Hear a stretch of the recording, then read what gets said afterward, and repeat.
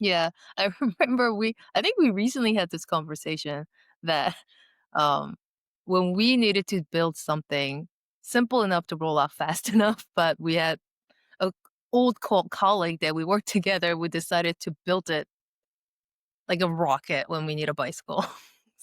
Yeah, I remember you using that phrase over Yeah, and over again.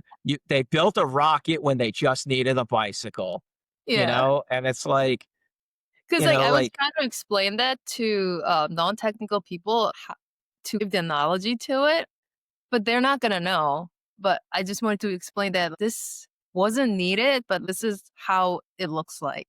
Because it's a website, we need to push out the prototype and as pace pushing out to make sure that and we constantly iterate upon it. So the base thing that we wanted to push out didn't need to be that complicated.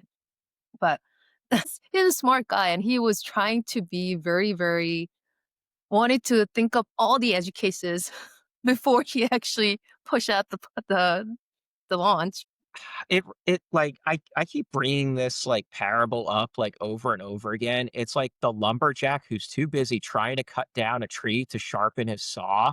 Like I remember like reading that in like I think it was like one of Will Larson's books on like engineering, and I was like, yeah, like that's a really succinct way to put like over engineering. It's like you're so focused on one hyper specific problem that like you're totally missing out that there's like way more efficient ways to solve it. Right, and also, like, when you're taking forever to build things, by the time you roll that out, that technology might be obsolete. Well, yeah, I mean, that's why I'm saying, like, you could be building something out, but, does it need to be perfect, if it's not going to like survive for that long in the wild? Right, yeah, and especially in technology, because like, things come out so fast, and it's faster these days, so it's gonna be interesting. I'm kinda curious about people who used to over-engineer a lot of things. Um their view changed as they progressed with their careers or they went to different companies and see more things. I mean, it's going to be really interesting to like see how this industry changes over time because like years ago it was like web was still like a very young industry, and Mhm, now we're like seeing like new generations of developers, and it's like, the interactions between like older and newer developers, like that's a really interesting thing to watch happen like in mhm. real time. Do you work with long range of that type of developers right now?